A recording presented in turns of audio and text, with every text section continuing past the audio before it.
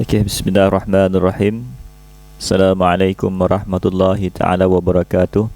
Nahmaduhu wa nusallimu ala rasulihil karim. Amma ba'du. Alhamdulillah, alhamdulillah, alhamdulillah rabbil alamin. Wassalatu wassalamu ala asrafil anbiya wal mursalin wa ala alihi wa sahbihi ajma'in.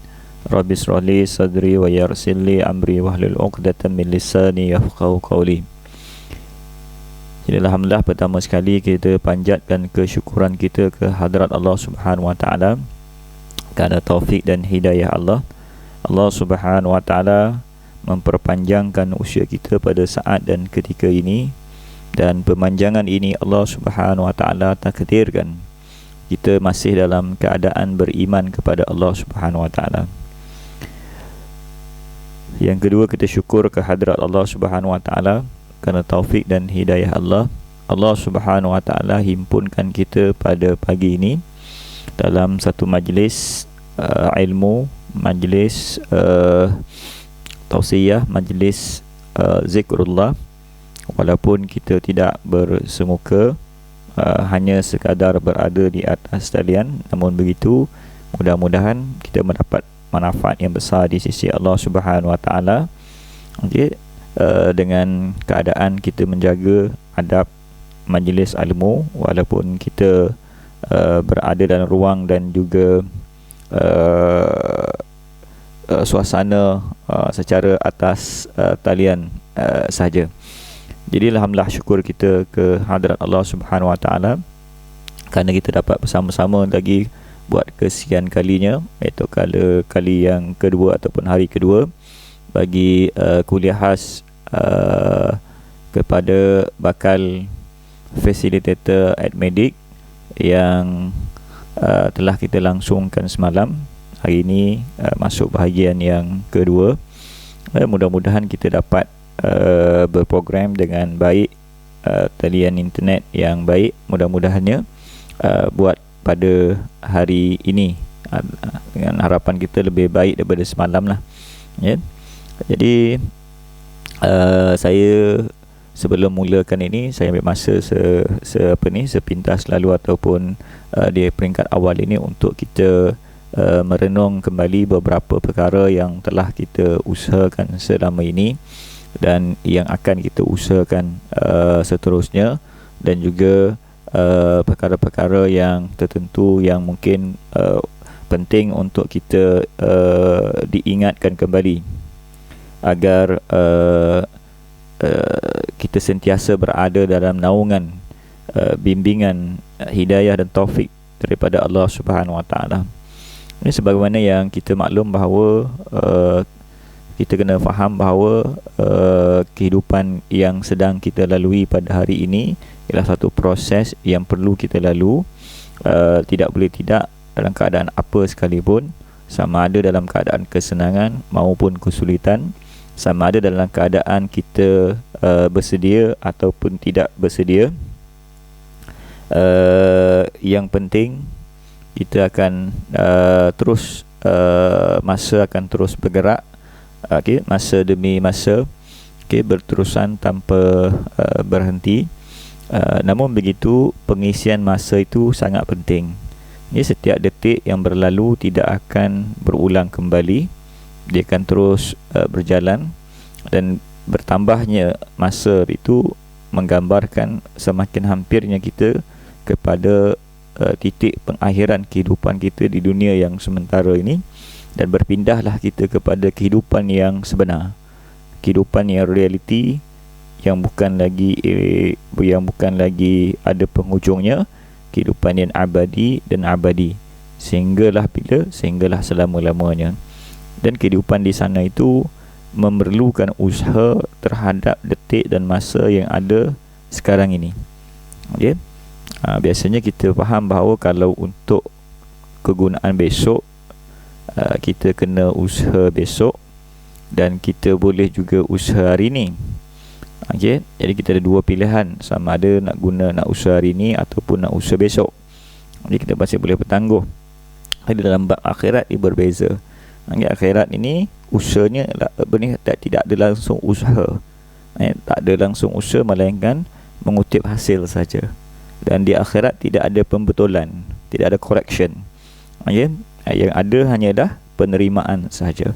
Jadi siapa yang mengusahakan kehidupan dunia dia dengan keadaan menuruti perintah-perintah Allah Subhanahu Wa Taala, mengikuti saranan dan panduan yang dibekalkan oleh junjungan besar baginda Nabi Muhammad sallallahu alaihi wasallam, maka di akhirat nanti kejayaan yang kekal berterusan akan berada pada genggaman kita. Sebaliknya, jika berlaku sebaliknya, maka kemungkinan kesulitannya akan berterusan. Jadi sebab itulah hari ini kita perlu ada kerisauan yang besar. Kerisauan yang besar bagaimana kita nak sempurnakan akhirat kita nanti. Dan janji Allah terhadap mereka yang sempurnakan akhirat mereka, dunia ni Allah akan permudahkan. Dunia ini Allah akan sempurnakan. Jadi sebab itulah hari ini kacau bilau, kelang kabut, kesulitan berlaku pada kehidupan kita bila mana kita tinggalkan usaha untuk menyempurnakan tuntutan Allah Subhanahu Wa Taala terhadap kehidupan akhirat kita. Yang nampak depan mata kita ialah yang realiti dunia sementara ini sahaja, dan akhirat cerita pasal kubur, cerita pasal mahsyar, cerita pasal mizan, sirat dan sebagainya langsung terangkat daripada hati-hati kita.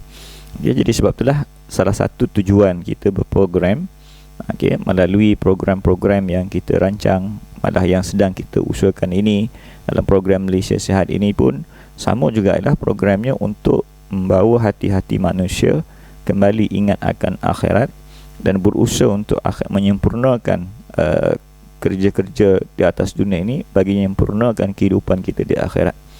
Dan jika ini berlaku, apa yang berlaku, maka perubahan akan berlaku dalam kehidupan manusia. Selagi perkara ini tidak berlaku, sekali manusia tak nampak akhirat, manusia tak yakin dalam kehidupan dia akan berjumpa dengan akhirat dengan yang sempurna, maka selagilah kehidupannya akan dilitupi dengan kesulitan, dan dilitupi dengan kepayahan, dan manusia akan bercakaran antara satu sama lain demi untuk menyempurnakan tuntutan-tuntutan keduniaan mereka yang disempitkan oleh Allah Subhanahu Wa Taala atas usaha yang sempit terhadap keduniaan ini. Jadi sebab itulah keluasan yang pertama ialah akhirat. Sebab itu lagi ni nak bawa usaha itu, nak bawa kerisauan itu, nak bawa kerja-kerja itu dalam kehidupan harian kita. Dengan kata lain, kita bukan nak tinggalkan dunia, tapi kita jadikan usaha-usaha yang kita lakukan itu tertakluk di dalam usaha gerak kerja kita ataupun apa sebarang usaha kita. Dari kita bangun tidur sampai ke tidur balik, kita ikatkan dengan kesempurnaan akhirat kita. Jadi kalau ini yang berlaku, maka kerja-kerja yang kita lakukan akan jadi mudah. Bantuan Allah akan datang pada kehidupan kita. Jadi sebab itulah hari ini kita cuba berusaha, sedikit demi sedikit, supaya kita dapat bergerak dan sebagainya. Ini dalam keadaan yang agak terhimpit dan sempit di kelalaian dan kelekaan kita, namun begitu kita tidak boleh berhenti dan kita terus kena bergerak. Jadi itulah yang kita perlu bawa dalam kehidupan kita sedikit demi sedikit, dan itulah khususnya kerja yang kita nak usahakan. Dan alhamdulillah, sebagaimana yang saya beritahu semalam, dalam nak mengusahakan dalam nak mengusahakan perkara ini, dalam nak mengusahakan usaha-usaha seperti ini, mungkin ada banyak kekurangan kita.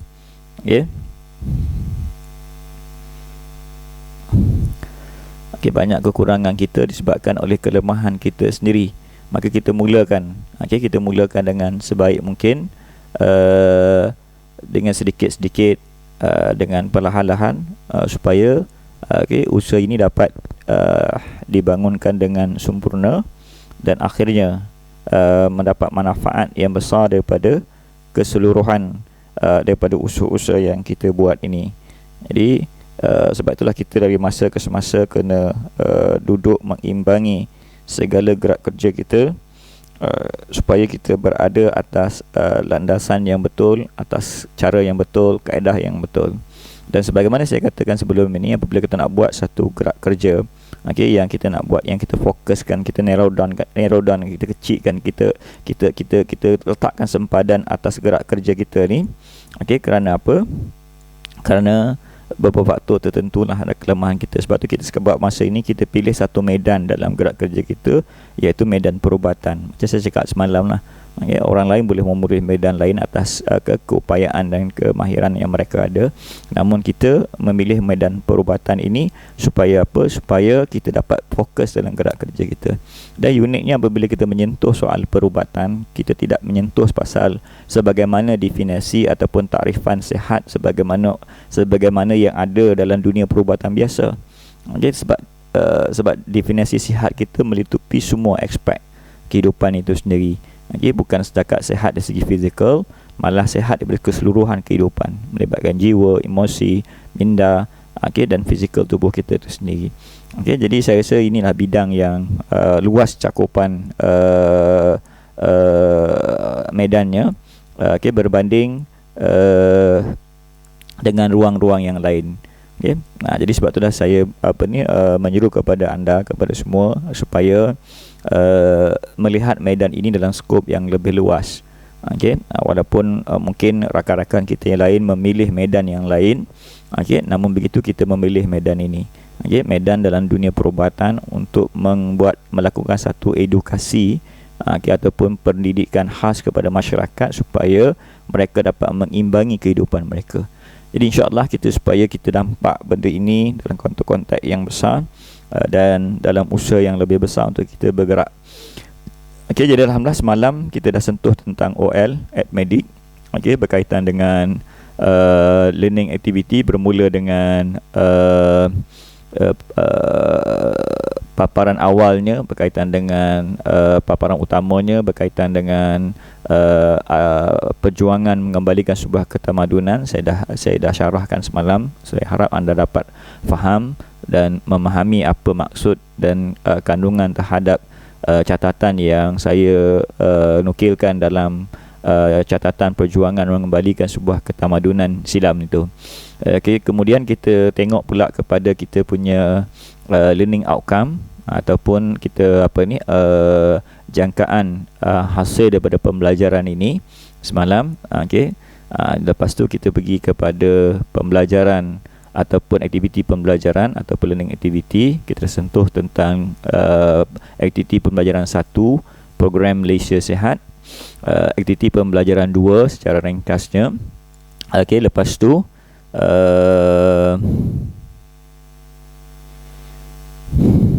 lepas tu kita telah sentuh tentang aktiviti pembelajaran 3, sehati perdana secara ringkasnya.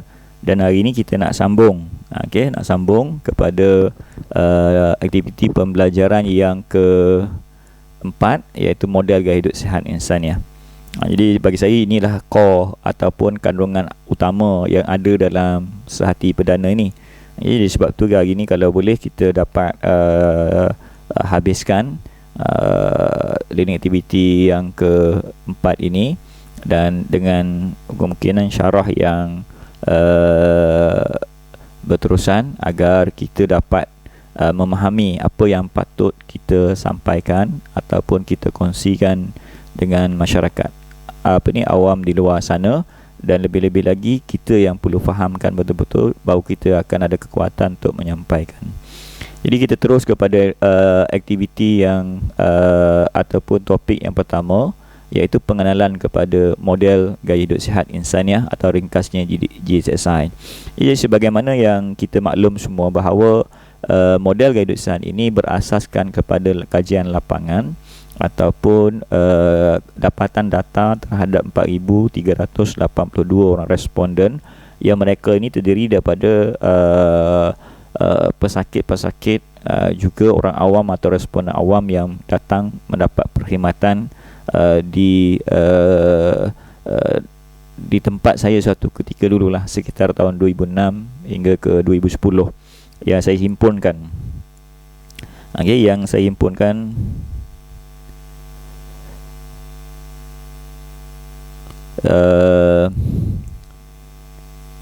sekejap sebelum saya teruskan, ada talian terputus ke ataupun macam mana ya, tolong belum bagi maklum balas tentang talian okey atau tidak.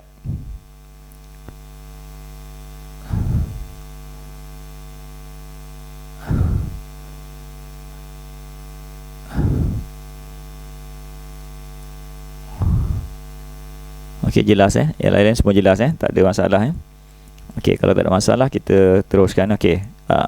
Okey, kita lihat kepada perkenalan pada model garis sihat. Jadi model garis sihat yang saya nak jelaskan kat sini ialah pada semua bahawa ialah berdasarkan kajian lapangan. Okey, sebenarnya kita tahu bahawa kajian lapangan yang dibuat terhadap 4,382 responden awam, iaitu mereka terdiri pada pesakit-pesakit yang datang ataupun responden yang datang berjumpa dengan saya dan juga beberapa rakan pengamal yang lain bermula dari Disember 2006 sampai 2010. Jadi melalui lebih daripada 22,000 sesi runding cara bersemuka, ada mereka yang 6 kali, 7 kali dan sebagainya. Okey, jadi mereka ni datang berjumpa untuk mendapatkan runding cara dan sebagainya, rawatan dan sebagainya. Jadi apa yang saya lihat ketika itulah, pengalaman saya ketika itu ialah kebanyakan pesakit yang datang ataupun responden yang datang ini dengan harapan yang sangat tinggi. Okey, kebanyakan dari mereka lebih menumpu kepada nak dapat ubat, nak dapat nasihat, nak dapat itu dan ini, dan pada anggapan mereka dengan datang berjumpa dengan kami pengamal-kamal pada ketika itu, sebelum keluar daripada pusat terapi itu mereka akan selesai masalah mereka. Okey, mereka akan selesai masalah mereka. Mereka tak akan kalau mereka kusut, mereka akan jadi terbuka fikiran mereka. Kalau mereka sakit, masuk je pusat terapi, keluar pusat terapi tu sakit mereka dah hilang. Itu antara perspektif yang atau pandangan ataupun paradigma yang mereka bawa. Okey, jadi sebab tu mereka ini datang berulang-ulang kali berusul sebagainya untuk dapatkan manfaat daripada apa yang dibuat. Okey, jadi pada peringkat awal, untuk makluman semualah, perkongsian saya pada peringkat awal, apabila saya memulakan rawatan ketika itu, memang ada keberkesanan dia, memang ada kesan yang sangat baik. Okey, bukan keberkesanan, kesan yang sangat baik. Orang datang, kita bagi ubat, kita bagi bahan-bahan, kita bagi rawatan, akhirnya mereka sembuh. Okey. Jadi namun begitu, tidak berapa lama selepas itu mereka akan datang balik. Datang balik itu dengan keadaan masalah yang sama berulang, ataupun mungkin masalah yang kedua dan ketiga lagi, yang lain seperti itu. Maknanya pada sampai satu saat, pada satu ketika, saya ingat lagi sekitar 2006, permulaan saya memulakan pusat terapi dulu, sampai terlalu ramai orang yang datang. Okey, ramai sangat datang, bersilih berganti dan sebagainya. Jadi saya melihat satu perspektif ketika itu yang kurang sihat. Kurang sihat maksud saya ialah pengamal orang awam bergantung kepada pengamal 100%. Okey, sakit sikit datang, ada masalah sikit dia datang jumpa kita dan sebagainya. Jadi longgokkan pesakit ataupun responden itu ataupun orang awam yang datang ke pusat terapi itu naik secara mendadak dan ramai jumlahnya. Okey. Jadi pada ketika itu saya cuba melihat. Jadi mungkin ini satu keadaan yang silap. Okey, sebab apa? Sebab boleh katakan hampir sebahagian besar mereka telah dependent. Okey, bukan lagi independent, bergantung kepada rawatan yang diberikan, bergantung kepada pengamal yang menawarkan perkhidmatan dan sebagainya, bergantung kepada bahan-bahan terapi ataupun jenis-jenis terapi yang ditawarkan ketika itu, dan mereka akan lega seketika dan mereka datang balik setelah mereka sakit balik. Jadi soal itu agak tidak elok dari sudut pengurusan kesihatan. Okey, sebab kita bekerja bukan lagi mencegah daripada sakit, tapi kita merawat orang yang sakit. Okey, jadi tercetus idea ketika itu bagaimana nak memastikan mereka ini dirawat, okey, dengan cara yang betul, dan selepas dirawat, okey, keadaan mereka yang sakit itu tidak berulang. Itu asas yang pertama. Jadi bermula dari situ saya mula melihat, mengkaji dan sebagainya, kandungan-kandungan, teks-teks, pendekatan-pendekatan yang dibawa, hadis-hadis Nabi sallallahu alaihi wasallam tentang bagaimana cerita tentang rawatan dan sebagainya. Akhirnya timbullah beberapa idea ketika itu untuk melihat kepada apa yang berlaku sebenarnya kepada responden ini, yang menyebabkan mereka ini terpelosok dalam masalah kehidupan mereka. Okey. Jadi dari situlah kita mula mencatat. Okey, saya mula mencatat apa yang berlaku, bertanya kepada mereka, sebagainya, macam-macam benda tanya. Masa tu terus terang cakap tidak ada struktur. Saya tanya apa yang terlintas saja. Okey. Tapi apabila kita membuat analisa atau buat catatan-catatan terhadap apa yang mereka maklumkan sehingga mereka terjebak dalam masalah ketidakseimbangan kehidupan, sama ada sakit ataupun apa masalah mereka itu, bila disusunkan jumlah-jumlah ataupun rintihan-rintihan, keluhan-keluhan sejarah kehidupan mereka, akhirnya dapat diklasifikasikan kepada beberapa kelompok tertentu. Okey, yang mana sebahagian mereka bermasalah kerana mereka tidak ada tujuan hidup. Yang mana satu daripada sebahagian mereka juga ada bermasalah kerana apa? Kerana sikap mereka yang negatif.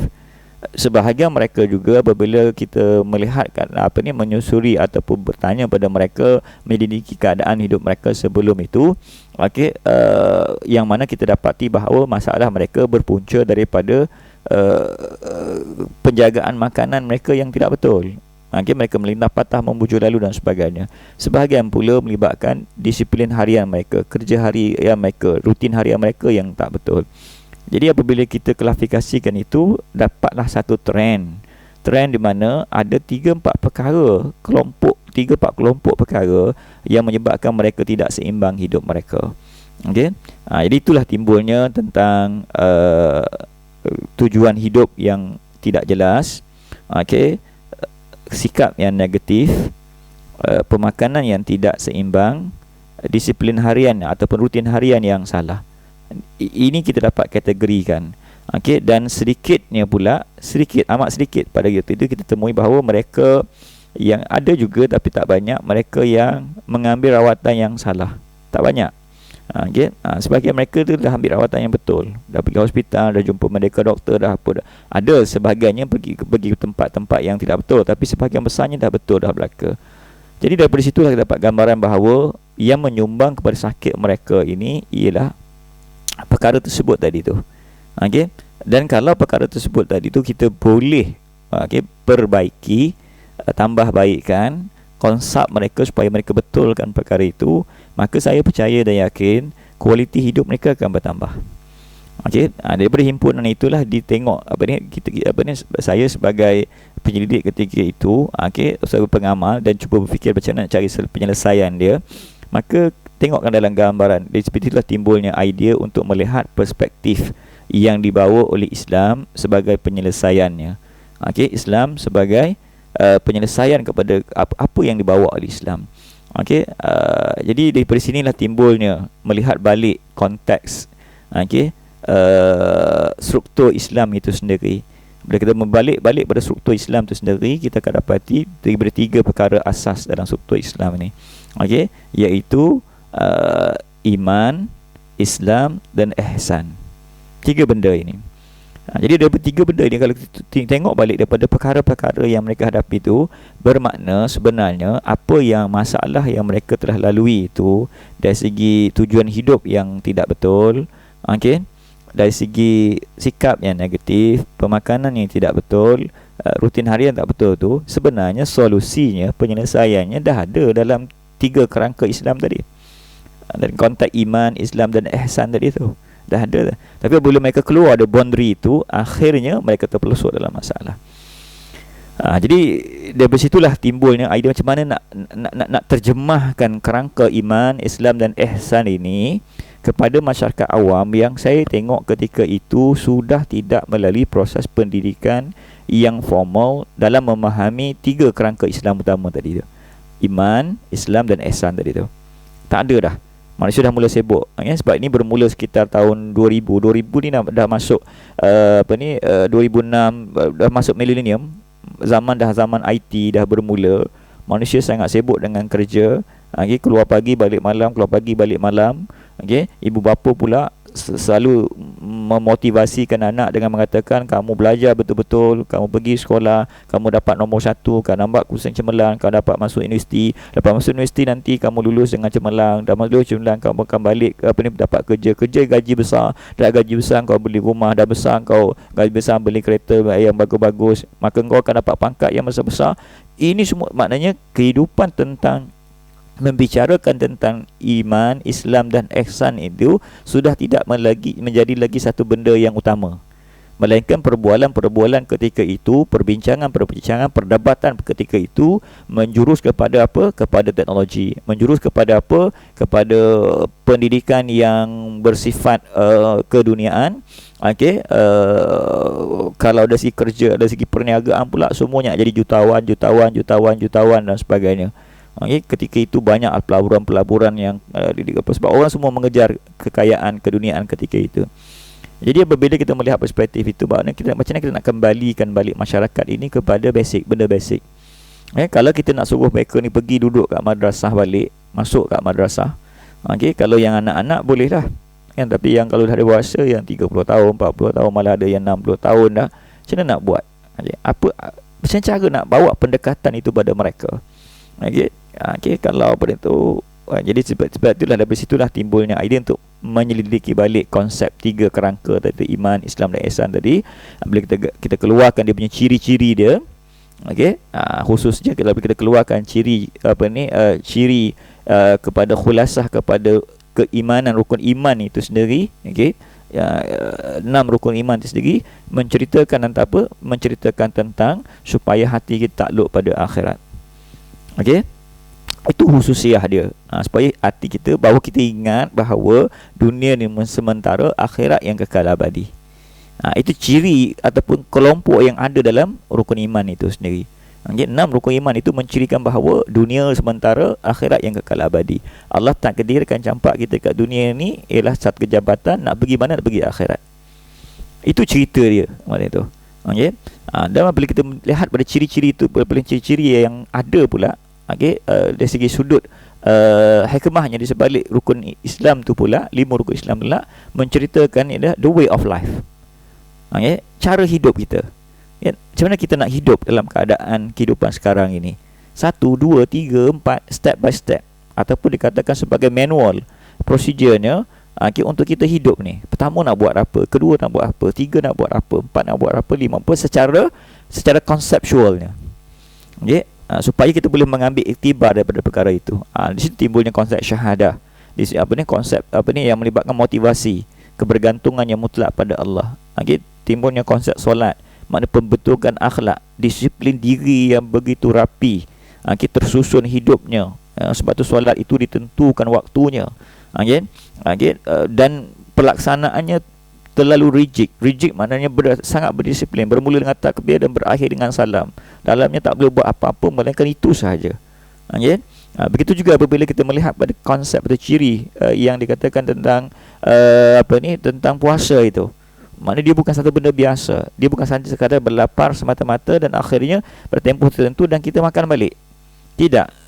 Puasa itu mencirikan satu proses yang begitu berkesinambungan dalam kehidupan kita, yang melibatkan kehidupan kita akan betul bila itu dilakukan dan dijadikan satu proses tarbiyahnya. Maknanya hikmah itu yang perlu kita cerap.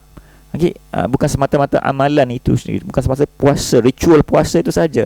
Betul, ritual puasa itu penting, tapi di sebalik itu hikmahnya apa yang nak diceritakan kepada kita supaya kita dapat menjalani kehidupan dengan panduan itu, dengan guideline itu, dengan prosedur itu. Okey, dengan konteks contoh puasa, penjagaan makanannya, okey, penjagaan fikirannya, okey, penjagaan apa, semua itu. Okey, sampai begitulah juga sampai ke tahap mana? Sampai ke tahap kita zakat itu sendiri.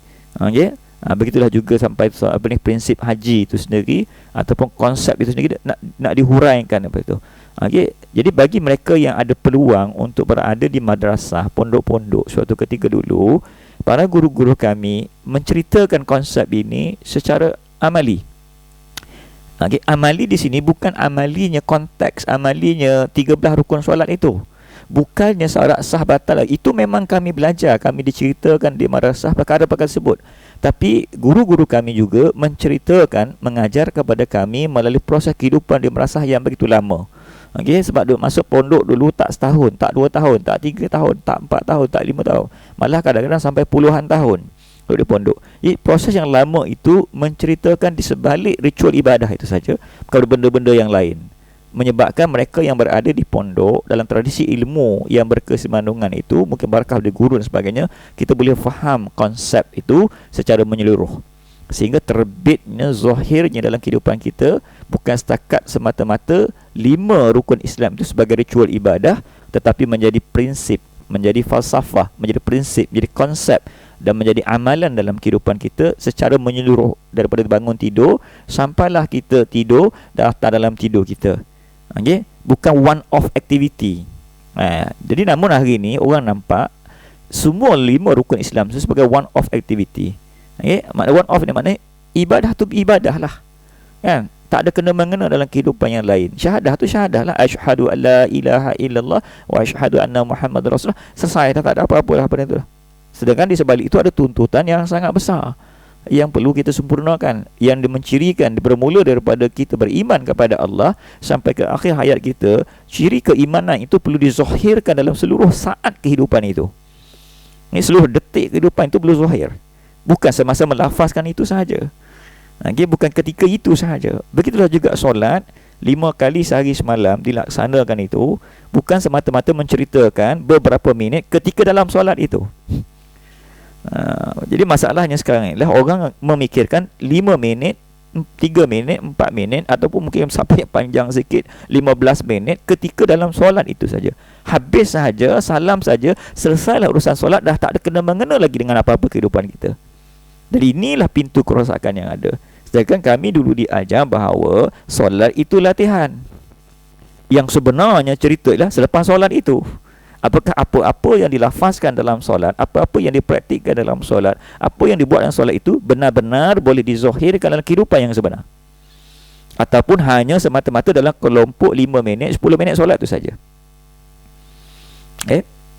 Itu keadaan dia. Begitulah juga dengan puasa. Adakah sebulan Ramadan itu ataupun sekadar ritual amalannya bermula daripada terbit fajar sampailah kepada terbenamnya matahari, itulah puasanya. Lepas pada itu dah tak ada kena-mengena dah kehidupan kita dengan puasa.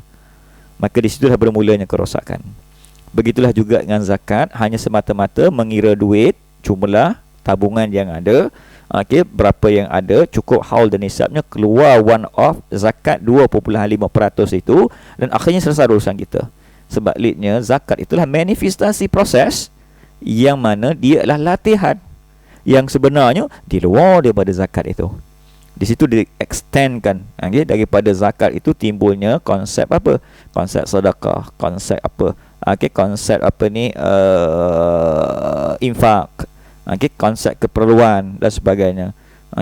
Jadi begitulah juga dengan haji. Bukan musim haji itu ceritanya. Bukan bagi cerita siapa yang dapat pergi haji, siapa tak dapat pergi haji, tak adalah kaitan dia dengan haji, kan? Tidak. Sebenarnya haji itu sebenarnya satu falsafah, konsep dan juga prinsip dan konsep yang perlu dimanifestasikan, bukan semasa ritual ibadah itu juga sahaja. Sebagai ritual ibadah itu sebagai latihan, proses, dan selepas proses itu berlaku ataupun sementara sebelum sampai ke proses itu, apa benda yang perlu kita sempurnakan, daripada perkara tersebut. Jadi ini yang kita nak nyala. Jadi itu yang saya nampak ketika itu. Dan begitu juga konsep ihsan itu sendiri. Bagaimana kita nak letakkan bahawa dalam kehidupan kita ni, bahawa Allah sentiasa memerhati kita. Apa yang kita buat ini dalam naungan, dalam pengetahuan Allah Subhanahu Wa Taala. Tak satu detik pun terpisah daripada pandangan Allah Subhanahu Wa Taala. Duduklah dalam dunia yang gelap gelita macam mana, bilik kebal yang macam mana sekalipun, Allah tetap bersama-sama dengan kita. Allah tetap berada dalam apa yang kita lakukan itu 100% dalam pengetahuan Allah Subhanahu Wa Taala. Jadi 3 perkara ini yang kita bincang sebenarnya disebabkan oleh faktor apa? Disebabkan oleh faktor tarbiyah, hanya tak ada. Sekalipun ada proses pembelajarannya, diajar di sekolah-sekolah agama dalam cebisan-cebisan tertentu. Bayangkan di sekolah agama 40 orang pelajar dalam kelas, diajar oleh satu orang ustaz, masanya 40 minit satu hari, untuk cover semua benda. Jadi anak-anak pergi, lepas tu bagi salam, dengar ustazah bercerita ataupun mengajar sesuatu benda, lepas tu balik ke rumah. Balik ke rumah pula tak ada apa-apa praktikalnya. Kalau ada, hanya sekadar latihan untuk lulus periksa, tapi tarbiyahnya tidak wujud. Okey, jadi sebab itulah datangnya satu idea, satu keinginan untuk mereka bentuk satu bentuk model dalam keadaan orang yang kelang kabut, orang yang tak ada masa nak duduk kat madrasah, sebagai satu langkah permulaan. Dia bukan langkah penuh, langkah permulaan, langkah untuk mencetus, langkah untuk mengetuk hati-hati manusia, seluruh manusia termasuk diri kita sendiri, bahawa kita kena U-turn. Kita kena patah balik dah ni. Patah balik kepada apa? Balik kepada keseluruhan 3 kerangka agama tadi: iman, Islam dan ihsan. Selagi kita tak balik ke situ, selagi itu kita akan ada masalah. Dan sekalipun kita rasa kita dapat selesaikan masalah kita, dia bersifat temporary, dia bersifat sementara. Dia akan datang masalah yang kedua, datang ujian kedua, datang yang ketiga. Sebab Allah nak betulkan kita. Jadi sebab itulah bermula situ apabila menyusun sedikit demi sedikit. Sebab tu kalau anda tengok buku-buku, saya ada lah buku-buku yang awal-awal dulu, nota-nota saya awal dulu, dia tak ada macam sekarang ni lah. Notanya masih berterabur, masih tak apa ni tu. Maka cuma kita susunkan dulu. Dan akhirnya saya cuba peringkat-peringkat untuk perkenalkan model ini kepada pesakit-pesakit yang datang itu. Kaedah-kaedah tu kita bagikan pada mereka. Apa nak buat, betulkan niat. Dulu tak susun sampai 20 elemen apa ni tu 20 campur 5 tu, tak susun macam tu. Kat sana sikit, kat sini sikit, apa tu. Tapi apabila kita buat sebagainya, nampak sudah ada perubahan pada responden-responden yang datang itu. Ada perbezaan. Ada mereka tekankan betulkan niat. Bagi siapa yang nampak hidupnya terlalu keduniaan sangat, langsung tak ingat akhirat, tapi kita betulkan niat, buat kerana Allah, tinggal tu kerana Allah, tidak terbaik betul. Ada sebahagian yang pula sikapnya sangat negatif, asyik orang salah, itu salah, ni salah, doktor salah, kita bagi formula pun salah, orang kat kaunter salah, kereta dia salah, kucing dia salah, isteri salah, anak-anak dia salah, semua cerita salah orang je. Yang ni kita tak sentuh pasal dia cerita salah orang tu, kita cerita balik berdasarkan apa yang kita faham. Cik, tolong jaga solat ni. Dalam banyak-banyak 5 waktu solat tu, Zuhur cik tolong jaga betul-betul. Yang lain tu kena jaga juga, tapi Zuhur ni betul-betul jaga. Wuduk sebelum azan, apa semua sekali daripada tu. Kita tekankan benda-benda itu saja untuk bentuk mereka balik. Ada sebahagiannya pula kita bagi petua dan pantang larang, jangan ambil ni, jangan ambil ni dari segi pemakanan, pantang dulu, jangan makan ni dulu, jangan makan ni dulu, banyakkan makan ni dan sebagainya. Begitu jugalah dengan jadual harian dia. Cik, kalau boleh tidur awal, bangun awal, tidur awal, bangun awal, ikut keadaan-keadaan tertentu, tak tersusun macam sekarang ni. Jadi alhamdulillah, kesan daripada itu dah nampak banyak perubahan. Perubahan dari segi apa? Mereka tidak lagi banyak bergantung pada rawatan, tidak bergantung kepada ubat-ubatan. Sebaliknya banyak bergantung kepada banyak benda-benda yang simple-simple, yang ringkas-ringkas dalam masalah kehidupan mereka. Sama sakit dapat diatasi dengan lebih mudah. Jadi sebab itulah akhirnya berdasarkan catatan-catatan yang saya catat, masih sampai ke hari ni catatannya ada 4,382 responden ini. Dalam hard copy-nya saya telah buat simulasi data dalam bentuk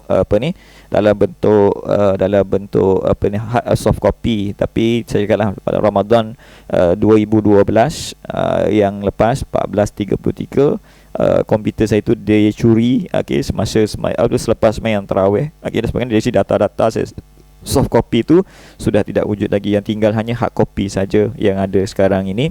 Namun begitu sangat menarik dapatan itu. Akhirnya pada Disember 2010 saya merumuskan satu model. Model yang macam mana anda tengok sekarang ni. Walaupun ada sikit lompong-lompong lagi pada diri itu, tapi lebih kuranglah struktur sekarang ni ada. Bila struktur ni ada, pada Disember 2010 tu. Betul-betul apabila daripada 2006 tu, daripada 2010 tu saya dapat finalkan model itu, dan akhirnya timbullah model gaya hidup sihat insaniah. Okey, dan kita lancarkan pada pada Disember 2010. Bukan lancarlah sebenarnya, masa itu kita perkenalkan secara menyeluruh. Boleh katakan ketika itu siapa yang ikuti program saya, nak tak nak mesti dah kena belajar gaya hidup sihat ini. Ada kelas-kelas yang saya buat dan sebagainya untuk fahamkan gaya hidup sihat ini sebagainya. Tapi apabila tiba sampai 2012, setelah saya tengok kesannya amat mendadak kepada orang awam, okey, maka 2012 saya telah buat keputusan, keputusan yang yang agak drastik juga, katakan kita lancarkan secara rasminya 2012 tu lancar secara rasmi. Okey, 2010 2011 tu kita 2011 tu dah mula buat, tapi rasminya model yang kita guna sekarang ni ialah final dia punya structure-nya ialah pada 2012. Okey, dilancarkan masa tu di Negeri Sembilan. Okey, dilancarkan di Negeri Sembilan tak saya ingat bulan berapa, dan akhirnya sampai sekarang. Dan cuma penambahbaikan dan masa ke semasa tu dibuat, okey, yang terkini ya sekadar penambahan, tapi dari segi strukturnya dah kukuh, ataupun saya katakan sebagainya. Maknanya model gaya hidup sihat, kalau anda tengok secara keseluruhannya, ialah dia adalah merupakan gabungan, okey, penjelasan semula ataupun penjelasan ringkas kepada tiga perkara penting dalam agama, tiga kerangka penting dalam agama, iaitu ceritanya pasal iman, Islam dan ihsan. Itulah sebenarnya, dan inilah yang saya nak gambarkan dalam pengenalan pada model gaya hidup kepada anda sebagai facilitator. Okey, sebelum ini mungkin saya tidak menceritakan perspektif ini sebab anda sebagai audien. Tapi cukuplah untuk mereka memahami pengalaman model gaya hidup ini melalui catatan yang saya bekalkan pada OL, Open Learning itu. Cuma saya nak dapatkan supaya anda memahami secara ataupun menjiwai model ini. Itulah ceritanya, di sebalik apa yang berlaku pada model ini. Maknanya model ini adalah kerangka atau ada penelitian kepada falsafah, prinsip, konsep dan aplikasinya kepada tiga sendi agama tadi, ataupun tiga komponen agama yang paling besar tadi, tiga kerangka agama yang paling besar tadi, iaitu iman, Islam dan ihsan. Jadi maka dihimpunkan. Kenapa perlu kita buat begini? Sebab keadaan kita, sebab saya kata model ini adalah model permulaan. Ini bukan model yang ideal yang merangkumi semua aspek, tidak. Tapi pada permulaan untuk kita memperkenalkan, nak tarik balik orang kepada maksud sebenar agama itu ialah melalui model ini. Maknanya inilah mukaddimah. Kepada pengetahuan agama yang lebih berstruktur, yang lebih mendalam, kepada pengajian-pengajian, supaya mereka dapat lembut hati mereka untuk faham agama dengan keadaan yang lebih ringkas, dan ada talabnya, ada kehendaknya untuk menyediakan diri mereka supaya untuk lebih lagi memahami agama ini dalam konteks pengajian, dalam konteks pendidikan, dalam konteks tarbiyah yang lebih besar. Permulaan. Jadi itulah asas kepada ni. Sebab tu bagi saya model ini adalah satu model yang tidak lengkap, tapi ianya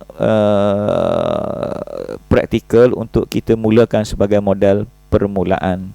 Bukan mereka. Sebab tu hakikatnya kita kena faham, sebagaimana saya katakan bahawa model gaya hidup sihat ini adalah model praktikal.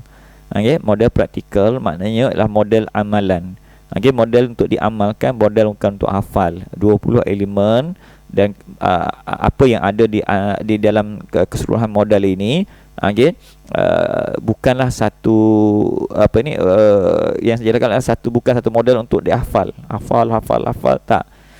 Tempat model ini untuk diamal. Sebab itulah hakikatnya apabila kita beramal dengan apa yang elemen pengukur itu, sebenarnya sebagai orang awam dia tak perlu fikir dah organ mana terlibat, karakter mana terlibat, personologi mana terlibat, tindak balas macam mana berlaku tubuh kita. Itu bukannya perlu mereka fikir. Sebenarnya mereka buat saja yang tu mereka dapat manfaat. Mereka buat je yang cara yang betul, mereka akan dapat manfaat yang itu. Itu maksud modelnya. Jadi kalau anda tengok jadual kompas fitrah kehidupan tu, yang belakang-belakang tu personologi, sistem tenaga jasad tu, yang itu auto sebenarnya apabila 25 elemen pengukur itu dapat disempurnakan. Okey. Namun sebagai pengamal, kita nak dedahkan anda kepada keseluruhan elemen itu. Dan namun begitu, apabila orang minat pada benda-benda yang bersifat teknikal ini, maka kita masukkan juga pada elemen itu dan jadual kompas fitrah kehidupan walaupun mereka tak faham, supaya apa? Supaya pendedahan awal berlaku mereka betapa sempurnanya kehidupan agama ini. Apabila kita buat berapa sempurna, berapa syumulnya agama yang Allah Subhanahu Wa Taala tanzilkan ini melalui datangnya Anbiya alaihi salam tu wassalam, para nabi-nabi dan rasul-rasul. Okey, begitu sempurnanya tata cara yang Allah telah hadirkan pada kita ini. Kerana apa? Kerana Allah yang mencipta kita dan Allah yang akan faham pada kita, maka kita tebarkan, kita sampaikan mereka, kita buka kepada mereka apa yang terlibat dalam tubuh itu terhadap mana. Cuma kajian itu masih lagi di peringkat awal. Okey, perlu pendetailan-pendetailannya, tapi setakat pengalaman saya, pendetailan-pendetailan yang dibuat itu sekalipun tidak tepat, dia tidak melibatkan tidak tepatnya secara mutlak, tapi mungkin hanyalah terminologi sahaja yang mungkin perlu diperbaiki. Tapi secara umumnya itulah kesan yang berlaku pada tubuh kita. Itu yang keterlibatan. Dan kalau bertanya saya bagaimana benda itu dapat disusun, dia memerlukan kefahaman yang mendalam terhadap beberapa juzuk ilmu. Dan Allah Subhanahu Wa Taala bagi ruang pada saya untuk melalui medium pendidikan itu, walaupun bukannya secara formal, tapi alhamdulillah, mungkin tarbiyah saya di madrasah, lepas tu dapat peluang di sekolah biasa, lepas tu dapat masuk bidang kejuruteraan walaupun tak habis, lepas tu pula dapat duduk dengan beberapa orang guru, pengamal-pengamal perubatan di lapangan. Begitulah juga dengan pengetahuan sedikit sebanyak tentang perubatan moden, perubatan komplementari, yang wujud pada ketika itu, dan sebagainya, membolehkan saya menyusun seakan rupa strukturnya. Dan saya berkali-kali mengatakan bahawa susunan itu bukannya tepat, tapi saya cuba buat sebaik mungkin sekadar mana pengetahuan yang saya ada, dan pengalaman yang saya ada. Mudah-mudahan ia betul. Sekalipun dia tidak betul, dia tidak akan berkesan apa-apa pada kehidupan kita dari sudut akidahnya, dari sudut hukumnya, syariatnya. Maka sebab itulah saya berlapang dada untuk berkongsi dengan semua orang dalam hal keadaan itu. Namun begitu, saya percaya lagi satu masa nanti dia akan lagi bertambah baik. Pada masa sekarang bila kajian-kajian pendetailan dia buat secara menyeluruh. Namun begitu, setakat hari ini banyak benda-benda yang disusun suatu ketika dulu berdasarkan apa yang saya ketahui, berdasarkan apa yang saya pelajari, berdasarkan pengalaman, berdasarkan juga kemahiran, berdasarkan juga ke pengamatan yang dibuat, dan akhirnya didatangkan kemudian ini dengan fakta-fakta saintifiknya. Nampaknya tidaklah benda itu terpesong, malah saling melengkapkan perkara itu. Dan ini lebih meyakinkan saya pada ketika ini bahawa penyusunan itu sedikit sebanyak ada kebenarannya, walaupun saya tidak boleh mengatakan bahawa semua yang ada kat situ semuanya benar belaka. Jadi insya-Allah, wallahu alam, itu sebagai pengenalan dia. Sebelum saya pergi kepada topik yang kedua dalam aktiviti model gaya hidup sihat ini, iaitu niat sebagai magnitude pencetus, saya buka bila soalan. Kalau ada di kalangan anda tanya soalan, 1-2 soalan, dipersilakan.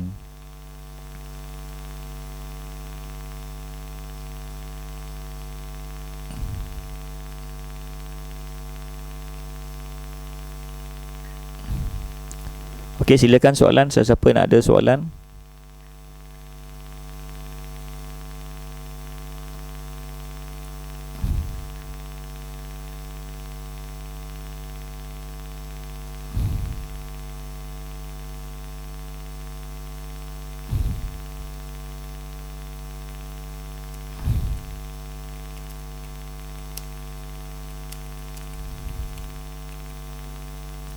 Okey, ada soalan ke?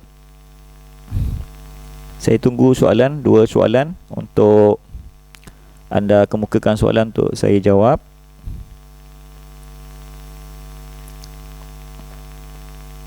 InsyaAllah setiap kali habis satu topik, saya akan buka soalan untuk saya tengok maklum balas daripada anda, sama ada sampai tak penjelasan saya terhadap apa yang benar. Sebab penting daripada soalan itu saya dapat tahu sejauh mana kefahaman anda tentang apa yang telah saya huraikan tersebut. Okey. Sekurang-kurangnya kalau pemahaman anda itu agak terpesong, mungkin saya boleh betulkan balik. Mungkin juga persoalan anda itu memberikan apa yang saya terlepas pandang, yang sepatutnya saya jelaskan. Jadi insyaAllah format yang kita gunakan, setiap kali saya habis satu topik, saya akan buka 1 atau 2 soalan untuk tengok maklum balas awal daripada sebahagian. Dan kalau boleh yang menyoal tu orang bergila-gila lah. Okay.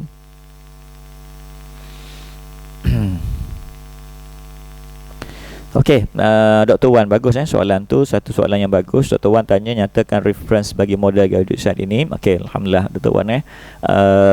Model gaya hidup sihat ini dirujuk kepada dirujuk lebih kepada apa yang saya katakan sebagai pengajian saya pengajian saya di sedikit pengajian saya di madrasah dulu, yang mana kita dapat kitab-kitab fiqh, kitab tauhid yang biasa dibelajar di madrasah. Itu salah satunya lah rujukannya. Dan untuk makluman juga ialah pada tahun 2004, 2004, 2002, awal 2002 lagi sebenarnya, 2002, 2003, 2004, 2005 sampai ke 2006 itu saya banyak terlibat dalam pengajian color vision therapy ataupun perubatan komplementari, isyarat asyifa dan sebagainya.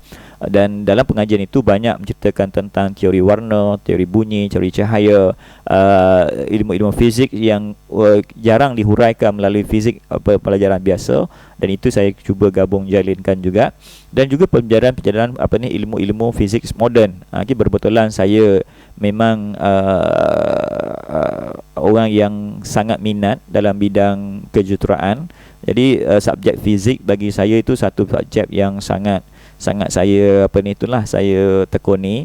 Okey, dan kebetulan saya dapat melanjutkan pelajaran di universiti dalam bidang sarjana muda kejuruteraan elektrik walaupun tak habis, tapi ketika itulah membuka ruang pada saya lah akses kepada pengetahuan-pengetahuan yang fizik moden yang digabungkan jalin dalam ni. Kalau nak namakan apakah kitab dan sebagainya tu, banyaklah. Dr. Wan boleh datang ke tempat saya ni dan boleh tengok kandungan-kandungan kitab juga. Dan juga setelah berjumpa dengan almarhum Dr. Harun Mat Piah, saya diperkenalkan juga dengan kitab-kitab tip. Jadi pada ketika itu apabila merujuk pada kitab tip dan sebagainya, didapati apa yang disusun itu tidak menyalahi apa yang ada dalam kitab tip, malah saling lengkap melengkapi. Okey, jadi kalau nak nyatakan bahawa adakah diambil daripada kitab tip perubatan Melayu, tidak. Okey, tapi saya membuat silang semak terhadap model ini melalui beberapa kitab tip itu, melalui setelah saya berjumpa dengan Dr. Harun Mat Piah, Dr. Harun Mat Piah sekitar tahun 2014, sebenarnya awal tahun 2014. Okey, itu yang itulah. Jadi ilmu-ilmu tu dikatakan ilmu yang agak sudut pandang yang berbeza-beza. Kalau kita nak namakan ialah dari segi fiqhnya kita ada masukkan, dari sudut akhlaknya, contohnya kitab kitab Bidatul Hidayah, antara satu reference yang boleh tu. Juga kitab beberapa kitab-kitab akhlak yang lain lah, juga menjadi reference juga. Mungkin Mij'atul Abidin, kitab-kitab kitab-kitab fiqh, Fardhu Ain dan sebagainya, itu menjadi reference rujukan yang dikolektifkan dalam model ini. Sebab dia melibatkan 3 sendi tadi kan. Dan huraian dalam konteks model gaya hidup sihat ini bukan saja huraian dari satu sudut pandang. Dia adalah dari sudut yang holistik. Sebab saya kata apabila saya menceritakan model saya boleh cerita ikut fizik, saya boleh cerita ikut biologi, saya boleh cerita ikut kimia, saya boleh cerita model gadusan ini dari segi ilmu matematiknya. Saya boleh cerita ilmu GSS sama model gadusan melalui ilmu fiqahnya. Saya boleh cerita juga ilmu model gadusan melalui ilmu sudut pandang tasawuf atau akhlaknya. Juga boleh menceritakan melalui sudut-sudut usuluddinnya. Jadi semua elemen-elemen ini telah digabung jalinkan, dan itulah yang kalau kita tengok dekat jadual dari Kompas Fitrah tu dia nampak macam pelbagai. Psikologinya ada kat situ, biologinya ada kat situ, ilmu apa ni ilmu tentang kosmologi pun ada kat situ kan. Okay, sesuatu macam warna, pasal alam, kedudukan matahari, okay, semua digabungkan dalam bentuk itu. Itu secara asasnya lah. Okay. Dan sebab itu saya kata dia adalah satu sudut pandang yang saya cuba bawakan dalam bentuk yang holistik. Okay, sebab tu sukar untuk berceritakan pada orang secara umumnya, lebih-lebih lagi orang akademik, sebab mereka akan lebih merujuk kepada specific reference. Okey, dan pengalaman saya, okey, bertanya ataupun berkawan ataupun berguru dengan guru-guru yang alim dan sebagainya dalam tu, kalau mereka menulis kitab dulu, kadang-kadang mereka tidak merujuk pada satu kitab yang spesifik begitu. Walaupun mereka katalah mereka tahqiqkan satu kitab, tapi biasanya rujukan mereka itu dari semua sudut. Walaupun mereka mensyarahkan kitab itu, kitab fiqh, mereka tidak ketepikan elemen-elemen fiqh, tauhid. Mereka tak ketepikan elemen-elemen tasawuf. Okay, dan ini sekarang ni yang menjadi perdebatan, okay, di antara pendekatan yang dibawa oleh golongan Salafi dengan golongan Wahabi berbanding dengan golongan yang dibawa Ahlussunnah wal Jamaah. Okay, ini sebenarnya jadi pertikaian yang besar lah. Jadi ini kalau saya bahaskan ni panjang ceritanya lah. Okay, sebab segolongan mereka nak melihat satu sudut kata kitab A, ilmu fiqh, dia nak melihat dari sudut ilmu fiqh aja. Dia tak nak masukkan ilmu fiqh itu komponen tasawufnya, dia tak nak masukkan ilmu fiqh ilmu ilmu komponen tasawufnya, komponen tauhidnya. Okey, ada komponen-komponen yang lain, malah urus tempat pun tak nak masuk. Kalau boleh mereka nak tafsirkan sesuatu ilmu itu dalam konteks harfiahnya, maksud bahasanya, lughahnya, dan lebih-lebih lagi hanya sekadar berdasarkan sanad semata-mata. Jadi ini satu benda yang itulah, memang dari sudut kita nampak dia syadid, tapi kadang-kadang kita akan terlepas pandang banyak benda. Okey, jadi insya-Allah lah pada tu. Namun begitu, okey, sebab tu pada satu keadaan saya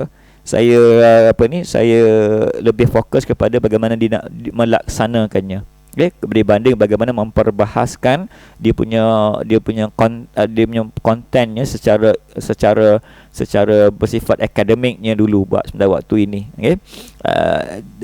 Cuma pentas akademik tu bila kita masuk, kita kena mula bersedia lah. Okay, macam sekarang pun saya disediakan technical note dan sebagainya ke arah yang lebih menyeluruh lah. Okay, insyaAllah. Okey, Cik Junaidi ada tanya sini soalan. Okey, Dr. Wan itu lebih kurang Dr. Wan. Okey, Cik Junaidi tanya 22,000 saya suruh cara 2006 berapa ramai pengamal yang terlibat. Masa tu lebih kurang dalam 5-6 orang saja Cik Junaidi. Saya masa tu Indahana dan a few lah. Okey, Nasaruddin masa tu lah dan sebagainya. Yang kekal masa tu yang masih ada sekarang beberapa orang lah. Lagi yang ada, yang kekal yang pastinya ada kekalnya Indahana lah. Dana dengan Puan Su masih kekal lagi. Lepas tu ada beberapa orang masa tu Nasaruddin tak sia-sia pun dah tak sihat. Sekarang ni ada kat Pontian. Okey, lepas tu Taufik pun semalam baru berhubung dengan saya. Okey, dah lama sangat. Saya ingat dah berapa tahun dah, lebih dari 5 tahun dah tak berhubung dengan saya. Semalam dia pun ada menghubungi saya. Dia kata dah rindu lama tak jumpa. Okey, saya kata datanglah, saya dah pindah Putra Pahat. Okey, di antara yang orang-orang yang tak awal dululah. Okey. Okey, Cikgu Ain, realiti bila berada lapangan bagaimana mahu meyakinkan orang awam tentang model jihad. Okey, sebab tu saya kata kita bukan nak memperkenalkan model jihad, tapi kita nak memperkenalkan amal yang ada dalam model jihad. Itu yang lebih jelas.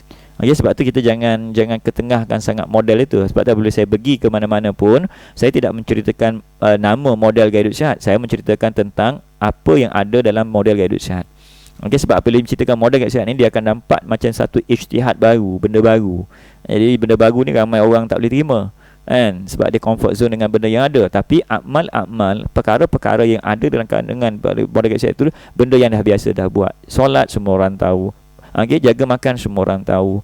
Okey, tapi elemen-elemen itu yang kita pegang. Jadi jangan datang dengan saya nak bagi tahu awak ada satu model gaya sihat. Jadi tahu tak model gaya sihat ini? Tak payah. Okey, tahu tak awak jangan jaga solat, akhlak kita akan terbina.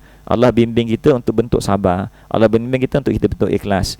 Okey, dengan jaga makan, Allah akan tajamkan fikiran kita. Model gaya sihat itu cerita kemudian. Okey. Sebab tu tuan-tuan Cikgu Ain tengok kenapa saya namakan program Sehati Perdana. Okay. Perkataan sehati tu saya gunakan. Kenapa tak saya sebut Seminar Gaya Hidup Sihat Insaniah? kan, kan lain tu kan. So adalah beberapa perkara yang kita tekankan kat situ supaya kita dapat perbezaan itu, supaya orang semua boleh faham apa yang kita buat. Sebab tu kata kita bukan nak memperkenalkan model, kita nak memperkenalkan amal, insyaallah cikgu Ain okey. Sebab nanti kalau kita nak perkenalkan model ni kita rumit. Namun begitu, model itu kita perlu namakan sebagai satu reference kita untuk kita bergerak kan. Okey, jadi itu kan. Okey, Azian ada tanya, jika ada kelompok mengikuti 3 perkara iman, ihsan, Islam dan ihsan, tapi tak ada juga mereka yang dapat sakit kronik RKI dan anggap sebagai ujian. Betul. Okey, sebab tu saya kata dalam kehidupan ini, okey, jangan kita lihat hasil. Kalau kita lihat hasil, Allahu Akbar, kita orang yang makan ubat tak sihat. Okey, patutnya makan ubat sihatlah. Sebab hasil itu adalah ketetapan Allah. Dan Allah itu, okey, Allah itu tidak bergantung kepada makhluk dan tidak ada kena-mengena dengan apa yang ada pada makhluk. Okay, itu yang kita nak jelas. Itu soal keimanan. Okay, jadi sebab itulah saya tanya dalam kelas, antara perompak antara perompak yang jahat, yang dah bunuh orang, rompak harta orang, susahkan ramai orang, dengan pak imam yang ulang-alik daripada akhir balik sampai ketua kat masjid, siapa yang lebih patut kena kanser? Okay, logiknya kita akan jawab patutnya perompak kena kanser kan. Pak Imam, kesian dia kena kanser. Tapi perompak segar bugar sampai akhir hayat dia, tak ada apa-apa sakit, Pak Imam yang kena kanser. Nampak tak? Okay, jadi maknanya Allah tidak menjanjikan apa yang kita nak itu kita akan dapat, tapi Allah hanya berjanji apa yang kita perlu Allah akan sempurnakan. Okay? Jadi orang tu sakit tu perlu. Okey, maka sebab apa? Sebab tu Allah sebut dengan jelas bahawa Nabi SAW bagi tahu dengan jelas bahawa apabila kita ditimpa satu musibah, 2 perkara yang pasti kita akan dapat. Pertama ialah pengampunan dosa. Nombor 2, kita akan diangkat darjat. Sekalipun dosa dah tak ada, kita akan dekat darjat. Sebab hidup ni akhirat, dunia ni ujian, darul imtihan. Jelas apa ni model jelasin siapa yang buat, antara soalan orang awam mohon jawab yang paling tepat. Model model jelasin siapa yang buat. Model berhambat ni tidak ada siapa yang buat, cuma kami di Admedik ni menyusunnya sahaja. Bukan buat, model ni tak boleh buat, susun balik. Itu sahaja. Dan susun balik benda yang dah ada. Bila susun, kita namakanlah modelnya gaya hidup sihat insaniah. Sebab tu balik pada soalan Cikgu Yatimi ni sekarang ni ialah apabila kita nak buat satu gerak kerja di lapangan, bagi saya tidak perlu promote model gaya hidup sihat. Model gaya hidup sihat ni nama yang kita berikan. Yang kita perlu promotnya solat. Yang kita nak promotnya ialah baca Quran. Yang kita nak promote 20 elemen tu. 20 elemen tu yang kita nak buat, kita nak promote. Supaya dia jadi amal. Dan kalau orang buat semua amal-amal itu, dia tak tahu model tu kepada siapa pun, tak ada masalah. Sebab kita bukan nak ambil rekod berapa ramai yang berjaya dengan model irsyad. Dan kalau ramai berjaya ni nanti, maka hebatlah model irsyad, dapat award di peringkat anugerah Perdana Menteri. tak bukan begitu. Jadi kita jelas itu kita nak bawa orang kepada amal, bukan kepada model. Model ni sebagai reference kita, rujukan kita supaya ada tertib dalam kerja kita, supaya kita supaya kerja kita, setiap orang kita ni konsisten dan konstan, berterusan. Apa yang buat Cikgu Yatimi buat, Kak Yatimi buat, apa yang Kak Leha buat, apa yang Azian buat, yang kita sampaikan tu sama saja kandungan dia. Jadi model tu model gaya hidup sihat. Dia tak payah cari tahu buat apa. Cuma konsisten penyampaian kita antara satu sama lain tu supaya apa, wujudnya keseragaman. Satu lagi dia akan wujud satu kesatuan hati. Yang ketiga dia akan wujud kekuatan. Nombor 4 dia akan wujudnya apa? Wujudnya istiqamah dalam kerja. Sebab kita tak akan buntu. Kalau nanti kita akan stuck. Saya rasa itu cukup dulu untuk tu. Adakah jadual untuk awak-awam boleh diubah kepada amalan saja berbanding dengan jadual KFS sekarang yang lebih nampak padat dan sukar? Ini satu soalan yang bagus daripada Khadijah. Sebab tu saya kata model gaya hidup ini kita rangkumkan bagi sudut supaya datangnya tarbiyah dan sebagainya. Kalau kita bagi mudah sangat, orang mudah sangat tanpa membawa orang berfikir kepada hikmah-hikmah tertentu, dia akan jadi benda biasa. Ini biasa je. Saya sembahyang pun malam. Hari ni saya sembahyang lagi. Subuh tadi saya sembahyang lagi. Okay. Duha tadi pun saya sembahyang. Okay. Tapi sekadar ritual ibadah. Sebab itulah berjadual dari KFS tu nanti dah dibangun ke sekian rupa untuk wujudkan pertamanya ialah kefahaman dari segi mujahadahnya. Mujahadah nak faham benda tu. Itu akan ambilkan talab. Kita bukan nak kumpulkan orang ramai-ramai. Kita bukan nak kumpulkan siapa ramai orang yang nak buat macam kita buat. Tapi kita nak berada di kalangan kelompok orang yang benar-benar berkhandak untuk beramal. Ini dua keadaan. Okay? Nanti dalam topik atau learning activity berikutnya kita ada jadual kompas tadi, mungkin saya jawab kat sana ya. Okey. Jadi maknanya itulah perintah. Jadi sebab tu saya kata kalau boleh tak kita ringkaskan, keluarkan yang itu saja. Boleh, tak ada masalah jika dia boleh duduk bertempat kat madrasah. Kalau dia orang awam, full table itu perlu dibekalkan. Okay, kalau dia tak boleh duduk kat madrasah, boleh duduk pondok, okay, berbulan-bulan, bertahun-tahun, kena full table. Okay? Tapi kalau dia pelajar madrasah, sebab tu kalau anda tengok pelajar madrasah saya tak ada benda belakang-belakang tu kan. Sebab apa benda? Sebab itulah ruang mujahadahnya. Okay? Dan mujahadah bukan sekat orang. Mujahadah yang tukang nak terang, kata ya Allah banyaknya nak terang. Kan kalau suruh dia jaga solat je kan selesai. Tapi ni solat ni ada kesan dengan ni, ada kesan dengan personologi, ada pesan benda tu, ada sebenarnya. Jadi satu benda yang mujahadah. Jadi yang menerang pun ada mujahadah. Yang mendengarnya pun ada mujahadah. Jadi kalau orang tak nak dengar, mana tak nak dengar, itulah tujuan untuk kita menangis pada Allah. Ya Allah, aku nak terangkan ni ya Allah. Orang tak nak dengar ya Allah. Okay? Baru ada kekuatan kita pula untuk dapat tarbiyah. Kita buat kerja ini bukan untuk orang semata-mata, tapi untuk kita. Inilah medan dakwah. Inilah medan uslub dakwah. Dakwah bukan untuk betul orang. Dakwah nak betulkan kita. Berhari-hari kita cerita benda yang sama, perkara yang sama, okay, yang cepat yang dapat faham kita, dan tanda dapat faham yang dapat beramal. Wallahu